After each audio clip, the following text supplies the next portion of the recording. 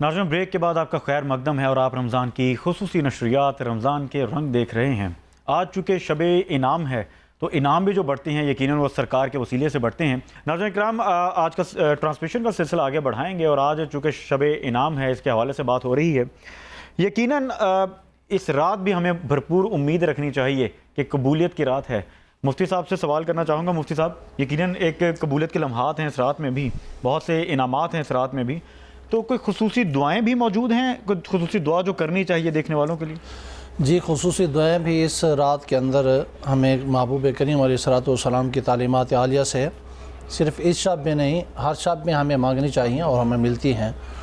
حدیث مبارکہ کے اندر آتا ہے، اللہ کے محبوب کریم علیہ الصلوۃ والسلام نے ارشاد فرمایا کہ اس لیلۃ الجائزہ کے اندر اللہ رب العزت کی طرف سے فرشتوں کی خصوصی ٹیمیں نازل ہوتی ہیں اور اللہ کے بندے جو اللہ رب العزت کی بارگاہ میں دعائیں مانگ رہے ہوتے ہیں، سوال کر رہے ہوتے ہیں، وہ اپنے گناہوں سے بخشش کی دعا ہو، وہ بیماری سے صحت کی دعا ہو، وہ تنگ دستی سے فراوانی کی دعا ہو، وہ اولاد کے فرمانبرداری کی دعا ہو، بالکل ٹھیک، وہ رشتوں کے بگاڑ سے بناوٹ کی دعا ہو، وہ اچھے رشتے ملنے کی دعا ہو، بگڑے ہوئے گھروں کے بننے کی دعا ہو، وہ بے ہدایتی سے ہدایت کی دعا ہو۔ تو یہ ساری دعائیں جب انسان اس رات میں کرتا ہے تو اللہ کے وہ فرشتے اللہ کے ان بندوں کی ان دعاؤں کے اوپر آمین کہتے ہیں۔ سبحان اللہ۔ صبح جب آتی ہے اور لوگ نماز پڑھ کے اللہ رب العزت کی عبادت کے لیے، عید کی نماز ادا کرنے کے لیے گھروں سے نکلتے ہیں، میرے محبوب نے فرمایا کہ اللہ کے فرشتے آسمانوں سے نازل ہو کر اللہ کے ان بندوں کے راستوں میں کھڑے ہو جاتے ہیں، اور یہ بندے جب جا رہے ہوتے ہیں اور سبحان اللہ والحمدللہ ولا الہ الا اللہ واللہ اکبر، اللہ کے حمد اور تکبیر اور تسبیح کر رہے ہوتے ہیں، اور یہ فرشتے ان کی ان تکبیر کو سن رہے ہوتے ہیں اور ان کے لیے فرشتے دعائیں کر رہے ہوتے ہیں، اور اللہ کے یہ فرشتے جب واپس جاتے ہیں اللہ رب العزت کی بارگاہ میں رپورٹ پیش کرتے ہیں۔ اللہ پوچھتے ہیں میرے بندے کیا مانگ رہے تھے؟ تو اللہ کی بارگاہ میں یہ فرشتے عرض کرتے ہیں، الہی رات کو جاگ کر تیرے بندے تو اس سے بخشش کی دعا کر رہے تھے، مغفرت مانگ رہے تھے، جہنم سے پناہ مانگ رہے تھے، تو اسے تیری جنت کا سوال کر رہے تھے، تو اسے تیری رضا مانگ رہے تھے، تیری خوشنودی مانگ رہے تھے، اور تیرے غضب سے تیری رضا کی جو ہے وہ پناہ میں آنا چاہ رہے تھے۔ اللہ رب العزت فرماتے ہیں، میرے فرشتوں تم گواہ ہو جاؤ، میرے بندے مجھ سے جو سوال کر رہے تھے، مانگ رہے تھے، گریہ وزاری کر رہے تھے، تسبیح و تعلیل کر رہے تھے، میں نے وہ تمام ان کے ذکر و اذکار بھی قبول کر لیے ہیں، اور جو انہوں نے مانگا وہ بھی میں نے ان کو عطا کر دیا ہے، اور جو مغفرتیں مانگ رہے تھے میں نے ان کے گناہوں کو بھی بخش دیا ہے۔ سبحان اللہ، سبحان تو یہ ساری صاحب اس رات بھی اور اگلے دن کی بھی یہ ساری دعائیں ہیں کہ بندہ جو مانگتا ہے اللہ اس کو عطا فرماتا ہے۔ سبحان اللہ۔ مفتی صاحب، یہ تو کنسیپٹ چاند رات کا ہی ہے نا، چاند رات کا جس طرح سے ہم اپنے معاشرے میں دیکھتے ہیں، یقینی طور پہ اس کے حوالے سے بات ہو رہی ہے کہ ہمیں دعائیں مانگنی چاہیے اور کیا مانگنی چاہیے اور کیسے مانگنی چاہیے، ہم اس پر بات کر رہے ہیں۔ کچھ تجویز کر دیجئے ہمارے دیکھنے والوں کو کہ چاند رات گزارنے کا بہترین طریقہ کیا ہے؟ چاند رات کے گزارنے کا بہترین طریقہ یہ ہے کہ اس رات کو ہلڑ بازی میں نہ گزارا جائے۔ اس رات میں پورا رمضان جو آپ نے محنت کی ہے اس رات میں وہ ضائع نہ کیا جائے۔ یہ گریہ وزاری والی رات ہے، گریہ وزاری والی رات ہے، اور ہمارے لیے افسوسناک بات یہ ہے کہ جو لوگ اعتکاف میں بیٹھتے ہیں، بہت سارے لوگ ایسے ہوتے ہیں جو اللہ کی خوف رکھنے والے ہوتے ہیں، اور ان کی مزید ایک کیفیت بن جاتی ہے کہ وہ جو تلاوتیں، نمازیں اور مسجدوں کی آباد کاریاں پورے مہینے میں ہوتی رہی تھیں، اب اس طرح نہیں ہو پائیں گی۔ تو اس رات میں اللہ کے بندے اللہ کے حضور جب حاضر ہوتے ہیں، اب اندازہ لگیں کہ ایک طرف مسجدیں آباد ہوں، دوسری طرف بازار آباد ہوں، ان بازاروں کے اندر اختلاط ہو، مرد و زن کے کوئی فرق نہ ہو، اور اللہ کی یہ نافرمانی والے جو ہے وہ بدنگاہیاں ہوں، بے راہ رویہ ہوں، اللہ کی نافرمانیاں ہوں، تو یقینی بات ہے کہ وہ لوگ جو اللہ کے گھر میں بیٹھ کے گریہ وزاری کر رہے ہوں گے، دعائیں مانگ رہے ہوں گے، وہ اور یہ لوگ جو بازاروں کے اندر ہلڑ بازی کا ایک بازار گرم ہوگا، وہ یہ صاف ظاہر یہ برابر نہیں ہو سکتے۔ یقیناً برابر ہیں، بالکل ٹھیک ہے، بہت ہی خوبصورت بات مفتی صاحب۔ بریک کے بعد آپ کا خیر مقدم ہے اور آپ رمضان کی خصوصی نشریات رمضان کے رنگ دیکھ رہے ہیں۔ ہمارے ساتھ خصوصی تعاون کیا ہے پاک ریزیڈنس نے، اور پاک ریزیڈنس کا ذکر ہم پورے رمضان میں اپنے ٹرانسمیشن میں کرتے بھی ہیں، اور اس کی وجہ یہی تھی کہ پاک ریزیڈنس نے لاہور میں اپنا گھر بنانا بہت آسان کر دیا ہے، ایک ذریعہ بنے ہیں۔ اس میں سب سے بڑی بات اور سب سے بڑا ایک قدم ہے، اور وہ یہ ہے کہ سود سے محفوظ کیا جا رہا ہے۔ آپ جب ہاؤس فائنینسنگ کی طرف جاتے ہیں، بینک فائنینسنگ کی طرف جاتے ہیں اپنا گھر بنانے کے لیے، تو آپ جب لون لیتے ہیں تو اس میں سود کی شرح، جو کہ میں دیگر ایپیسوڈز میں بھی کہتا ہے کہ بہت زیادہ بڑھ چکی ہے۔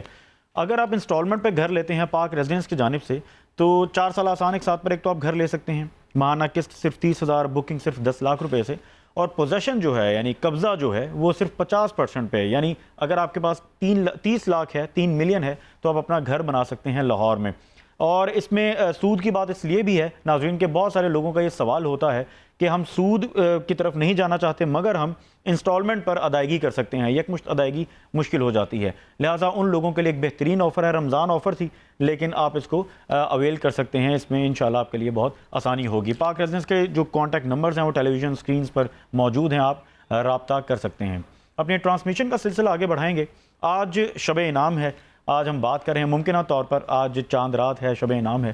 تو اس پر ہم بات کر رہے ہیں کہ یہ رات کس طرح گزارنی چاہیے، اس کا ہم پر حق کیا ہے، ہمیں کس طرح سے اپنی بخشش کروانی ہے۔ جو ہم پورا رمضان شاید پوری کوشش کرتے آتے ہیں مگر اس رات میں جو اجر ملنا ہوتا ہے وہ اجر نہیں لے پاتے، اپنی غلطیوں، اپنی کوتاہیوں کی وجہ سے۔ ہمیں وہ کوتاہیاں اس دفعہ نہیں کرنی، ہم نے پوری اجرت لینی ہے، اور وہ جب اللہ سے مانگیں گے تو اللہ یقیناً اپنی شان کے مطابق اجرت دیتا ہے۔ اس پر مفتی صاحب کی جانب آؤں گا، مفتی محمد احمد سعیدی صاحب ہمارے ساتھ موجود ہیں۔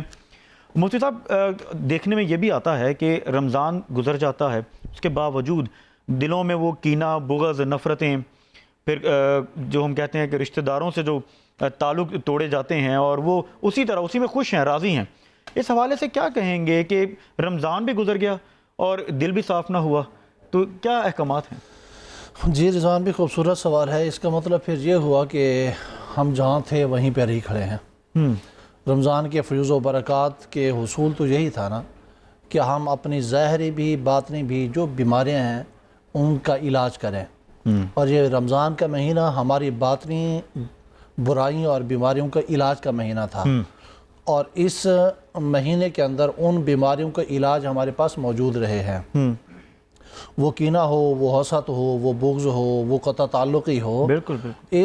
یہ رحمتوں والا مہینہ ہمارے پاس آیا تاکہ ہم ان تمام تر جو باطنی بیماریاں ہیں، یہ گناہ تمام جو ہے ہماری باطنی بیماریاں ہیں، بالکل بالکل، تو ان بیماریوں کے علاج کے لیے بہترین جو طریقہ ہمیں بتایا گیا تھا وہ قطع تعلقی اگر ہے تو تعلق کو جوڑا جائے، وہ دلوں کے اندر کینے ہیں تو ان کو صاف کیا جائے، ایک دوسرے کو معاف کیا جائے۔ کیسے معاف کیا جائے؟ جیسے ہم رب سے اپنے گناہوں کی بخشش چاہتے ہیں۔ کریم آقا علیہ السلام کی بارگاہ میں ایک معاملہ سرکار نے مشاہدہ کیا، دیکھا کہ ایک صاحب جو ہیں اپنے غلام کو ڈانٹ رہے تھے۔ سرکار علیہ السلام نے پوچھا کیوں ڈانٹ رہے ہو اسے؟ یا رسول اللہ اس نے یہ غلطی کی ہے۔ اللہ کے محبوب نے ارشاد فرمایا معاف کر دو۔ اللہ اکبر۔ کریم آقا علیہ السلام نے فرمایا معاف کر دو۔ انہوں نے کہا یا رسول اللہ معاف کر دوں، لیکن یہ بار بار غلطی کرتا ہے، کتنی بار اس کو معاف کروں؟ میرے محبوب نے بڑی خوبصورت اپنے ذات کریمانہ کے مطابق اپنا کریمانہ جواب ارشاد فرمایا کہ اللہ کے بندے، جیسے تو رب سے جتنی معافی چاہتے ہیں اتنی اللہ کے بندوں کو معاف کرو۔ تو آج اگر ہم یہ چاہتے ہیں کہ ہمارا رب بھی ہم سے راضی ہو، ہمارے گناہوں کو معاف کرے، تو ہمارے گناہ تو بڑے بڑے ہیں، ہمارے دوستوں کے، رشتہ داروں کے گناہ تو چھوٹے چھوٹے ہیں۔ اگر ہم رب سے اس کی رضا چاہتے ہیں، اس سے مغفرت چاہتے ہیں، اپنے گناہوں کی بخشش چاہتے ہیں، تو پھر ہمیں بھی اپنے دلوں کو صاف کرنا پڑے گا اور اللہ کے بندوں کو معاف کرنا پڑے گا۔ وہ ہماری اولادیں ہوں، وہ ہمارے گھر والے یا گھر والیاں ہوں، وہ ہمارے اعزا اقربا ہوں، تو ان سب کو اللہ کے لیے معاف ہم کریں گے تو اللہ پھر ہمارے گناہوں کو بھی معاف کرے گا۔ بالکل ٹھیک ہے۔ ہم سے جڑے ہوئے جتنے لوگ ہیں ناظرین، ہمیں آج اور ابھی اپنا دل صاف کرنا ہے۔ ہم جو اللہ سے امید رکھتے ہیں اور ایمان کے حد تک امید رکھتے ہیں کہ اللہ نے تو ہمیں بخشی دینا ہے، لہٰذا آپ بھی کوششیں کریں کہ اپنے اخلاقیات کو اس حد تک بہتر کریں کہ آپ بھی اپنے دلوں کو صاف کریں اور معاف کرنا سیکھیں اور معافی مانگنا بھی سیکھیں، کیونکہ معافی مانگنے والا یقیناً اس کا درجہ، اس کا مرتبہ جو ہوتا ہے وہ بلند ہوتا ہے، اور سرکار کا درس بھی یہی ہے۔ مفتی صاحب کیا کہیں گے؟ دل مردہ ہو جاتے ہیں، دل جو مردہ ہو جاتے ہیں، حضور نے اس کے بارے میں بڑا خوبصورت فرمان بھی ہے، میں چاہتا ہوں اس پر بھی آپ روشنی ڈالیں۔ دل کو زندہ کیسے رکھا جا سکتا ہے؟ جی، دل رضوان بھی ہمارے مردہ ہو جاتے ہیں، یہ جیسے حدیث مبارکہ ہے، سرکار نے فرمایا کہ بندہ جب گناہ کرتا رہتا ہے تو گناہ کے اوپر جو ہے ایک سیاہ داغ لگتا رہتا ہے، ہاں یہاں تک کہ انسان اگر توبہ کر لے تو وہ دھل جاتا ہے، اور اگر بڑھتا چلا جائے گناہوں کے اندر تو یہاں تک وہ داغ بڑھتا 1 2 3 4 یہاں تک کہ وہ پورا دل سیاہ ہو جاتا ہے۔ اللہ، گویا کہ فرمایا کہ دل مردہ ہو جاتا ہے، اور دلوں کے زندہ کرنے کا طریقہ میرے محبوب علیہ الصلوۃ والسلام نے ارشاد فرمایا کہ جو شخص اس شب میں، شب لیلۃ الجائزہ کے اندر، شب لیلۃ الجائزہ کے اندر، وہ عید الفطر کی شب ہو یا عید الاضحیٰ کی شب ہو، اس شب میں جو جاگے گا اور ایماناً اور احتساباً یعنی خالصتاً اللہ کے لیے عبادت کرے گا، بالکل ٹھیک، تو اللہ رب العزت اس کے دل کو، جب سب لوگوں کے دل مردہ ہو چکے ہوں گے یعنی گناہوں کی وجہ سے مردہ ہو جائیں گے، تو اللہ تعالیٰ اس بندے کے دل کو زندہ رکھے گا۔ سبحان اللہ، سبحان اللہ۔ تو آج ہم بھی یہی چاہتے ہیں اس قدر فضیلت ہے اس رات کی، اتنی فضیلت ہے کہ ہمیں بھی چاہیے کہ ہم اپنے دلوں کو زندہ رکھنے کے لیے، بابرکت اور اللہ کے ذکر اور فکر رکھنے کے لیے، دلوں کو زندہ رکھنے کے لیے اور اللہ کے ذکر والا دل رکھنے کے لیے ہمیں آج کی شب صرف نہیں بلکہ ہر شب کوشش کرنی چاہیے، ان شبوں کے اندر، ان راتوں کے اندر جو ہے ہمیں پہلے سے زیادہ کوشش کرنی چاہیے تاکہ ہم دل زندہ رکھ سکیں اللہ کے صاحب ذرا روشنی ڈالیں کہ سرکار دو عالم صلی اللہ علیہ وسلم کے چونکہ ہم الحمدللہ ہم پورے اپنے رمضان میں ذکر بھی کرتے ہیں، ان کا جو درس ہے اس رات کے حوالے سے کیا درس ہے، آپ کس طرح سے یہ رات گزارا کرتے تھے، اس سے ہمیں کیا سبق ملتا ہے؟ میرے محبوب کریم علیہ الصلوۃ والسلام کی شب تو ہر شب جو ہے لیلۃ الجائزہ ہوتی تھی، میرے محبوب کریم تو ہر شب رب سے انعام پایا کرتے تھے، یہاں تک کہ ام عائشہ صدیقہ رضی اللہ تعالیٰ عنہ یہاں تک ارشاد فرماتی ہیں کہ میرے محبوب کریم علیہ الصلوۃ والتسلیم جو ہے اس قدر شب بیداری فرماتے تھے کہ میرے محبوب کے مبارک پاؤں مبارکہ جو ہیں وہ متورم ہو جایا کرتے تھے، سو جایا کرتے تھے۔ تو میں محبوب کریم علیہ الصلوۃ والسلام کی بارگاہ میں عرض گزار ہوتی تھی، آقا آپ اس قدر مشقت کیوں اٹھاتے ہیں، اتنا زیادہ دیر تک کیوں کھڑے رہتے ہیں؟ تو میرے محبوب کریم علیہ الصلوۃ والسلام اور یہ فرماتی ہیں کہ اللہ تعالیٰ نے آپ کے صدقے سے تو آپ کے پچھلوں کو اور آپ کے ابوں کے گناہوں کو معاف فرما دیا ہے، سبحان اللہ، پھر اس طرح مشقت کیوں؟ تو خوبصورت جواب میرے آقا کریم علیہ الصلوۃ والسلام ارشاد فرماتے عائشہ کیا میں اپنے رب کا شکر گزار بندہ نہ بنوں؟ واہ واہ واہ، سبحان اللہ۔ تو آج کی شب یہ شکر گزاری کی شب ہے کہ اللہ رب العزت نے پورے ماہ کے اندر ہمیں زیادہ نہیں تو کم ہی صحیح توفیق عطا فرمائی کہ ہم قرآن کی تلاوت کرتے رہے، نماز با جماعت ادا کرتے رہے، سچ بولنے کی کوشش کرتے رہے، جھوٹ سے بچنے کی کوشش کرتے رہے، دھوکہ دہی سے بچنے کی کوشش کرتے رہے، اور جو ہم اللہ کے بندوں کے لیے فلاح اور بہبود کے لیے کچھ کر سکتے تھے وہ کرنے کی کوشش کرتے رہے، تو یہ سارے شکر گزاریاں ہیں۔ تو اس شب میں یہ تمام تر چیزیں اللہ رب العزت کی بارگاہ میں رکھ کر یہ عرض کرے بندہ، الہی جس طرح ہمیں کرنے کا حق تھا، حکم تھا، اس طرح تو نہیں کر سکے، لیکن یہ ہم تیری جو ہے وہ اللہ کا فرمان ہے، میرے محبوب نے فرمایا ہے کہ تم میرے تھوڑی عطا پر راضی ہو جاؤ، میں تمہارے تھوڑے اعمال پر راضی ہو جاؤں۔ سبحان اللہ، سبحان اللہ۔ تو اللہ کی عطائیں تو بہت زیادہ وسیع ہیں بھائی، وہ تو ہم گن ہی نہیں سکتے، میرے سانس کا آنا جانا، میری آنکھوں کا جھپکنا، میری آنکھوں کی نمی، میری زبان کی یہ تری اور زبان کے اندر بولنے کی سخت، میرے ہاتھوں میں پکڑنے کی سخت، میرے چلنے کی، میرے بولنے کی، میرے گردن کو موڑنے کی، میرے اٹھنے بیٹھنے کی طاقت، یہ سب اللہ کے کرم ہے بھائی۔ بالکل، نہیں تو آپ اندازہ لگائیں، یہی ہماری زبان کی نمی ہی اگر ختم ہو جائے، یہ جو اللہ کی طرف سے اندر ہمارے چشمہ لگا ہوا ہے، یہی اگر سوکھ جائے تو اندازہ لگیں کیا ہماری حالت ہوگی۔ جب آج صحت پر جب بات آتی ہے تو جب ایک ٹرانسپلانٹ کرانا پڑ جاتا ہے کڈنی کا، تو ہمیں پتہ لگ جاتا ہے کہ اس کی کیا قیمتیں ہیں۔ تو چلتا پھرتا انسان کتنی نعمتیں اللہ نے نوازی ہوئی ہیں، شکر تو جتنا بھی کریں وہ کم ہے۔ شکر کے حوالے سے بھی میں چاہتا ہوں کہ کچھ آج بات ہونی چاہیے کہ یہ لمحہ شکر بھی ہے کہ اللہ نے ہمیں یہ رمضان نصیب فرمایا الحمدللہ، اور صحت کے ساتھ، بالکل صحت کے ساتھ الحمدللہ۔ تو یہ ایک لمحہ شکر بھی ہے ناظرین۔ تو اس حوالے سے بھی حضور میں چاہتا ہوں کچھ روشنی ڈالیں کہ ہم نے شکر بھی کرنا ہے کہ اللہ نے ہمیں یہ رمضان اس طرح سے گزار دیا الحمدللہ۔ جی بالکل رضوان بھی، یہاں پر نہیں تو دیکھیں آپ ہاسپٹلس کے اندر جائیں، وہاں پر نہ جائیں، اپنے اعزہ کے اندر، اپنے رشتہ داروں میں دیکھیں آپ، جی ہاں، جی ہاں، ہمارے کتنے سارے قریب ترین رشتہ دار ایسے ہیں جو ایسی بیماریوں کے اندر مبتلا ہیں، جو روزہ نہیں رکھ سکتے ہیں، جی جی جی، کھانا نہیں کھا سکتے ہیں، بھوکے نہیں رہ سکتے ہیں، کچھ مختلف بیماریوں کے اندر مبتلا ہے۔ تو ہمیں اللہ کا شکر ادا کرنا ہے کہ الہی تیرا کرم ہے، تیرا فضل ہے کہ تو نے ہمیں صحت بخشی، بالکل، اور وقت بخشا،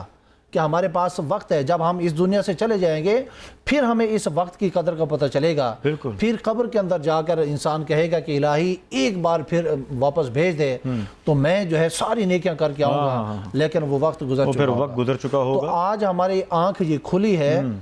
تو اس آنکھ کو بھی ہمیں کھول لینا چاہیے۔ جب یہ آنکھ بند ہوگی اور یہ والی آنکھ کھل جائے گی، اس وقت پھر انسان چاہے گا کہ میں جاؤں اور سب اعمال صالحہ کر آؤں، لیکن وہ وقت ختم ہو چکا ہوگا۔ بالکل ٹھیک ہے۔ مفتی صاحب، ہمیں اللہ کا شکر ادا تو کرنا چاہیے، اور اس کے ساتھ ساتھ جو لوگ ہسپتالوں کی زندگیوں میں ہیں یا قید کی زندگیوں میں ہیں، جہاں پر بھی تکلیف میں ہیں، ہم ان کے لیے دعا گو بھی ہیں کہ اللہ پاک ان کے لیے آسانیاں اور ان کو صحت عطا فرمائے اور ہم سب کی بخشش فرمائے اس رمضان کے صدقے۔ ہم